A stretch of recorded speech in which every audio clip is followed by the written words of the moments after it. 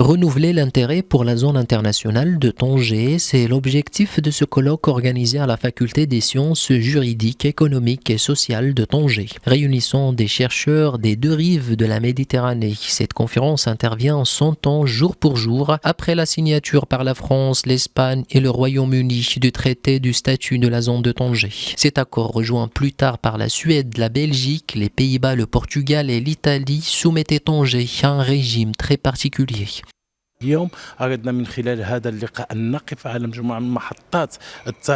Ce colloque a pour objectif de mettre en évidence les moments clés de l'histoire du Maroc, en mettant particulièrement l'accent sur la ville de Tanger. C'est de cette ville que le Maroc a apporté un soutien actif à l'Algérie dans sa lutte contre la colonisation française. À travers cet événement, nous souhaitons mettre en avant l'histoire du rayonnement du mouvement national marocain. La symbiose entre le trône et le peuple dans le processus d'indépendance et l'émergence du développement économique de la ville de Tanger sous le règne de Sa Majesté le roi Mohammed VI.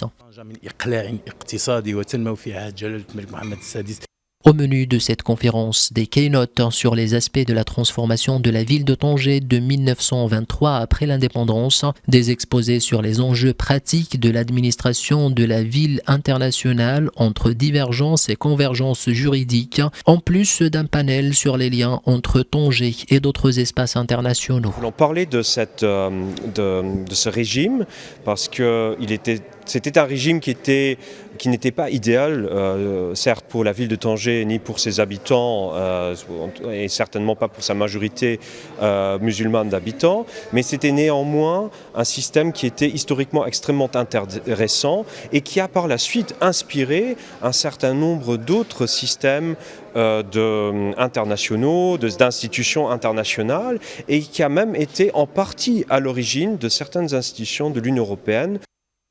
Ce régime, qui a été qualifié de colonialisme partagé, était problématique. Pour les experts, il ne tenait pas compte des aspirations des Marocains à l'indépendance et entravait même le développement économique de la ville. Pourtant, les arrangements institutionnels multinationaux de la zone, ainsi que sa dépendance à l'égard des systèmes d'évasion fiscale, ont été dignes d'intérêt et d'investigation scientifique.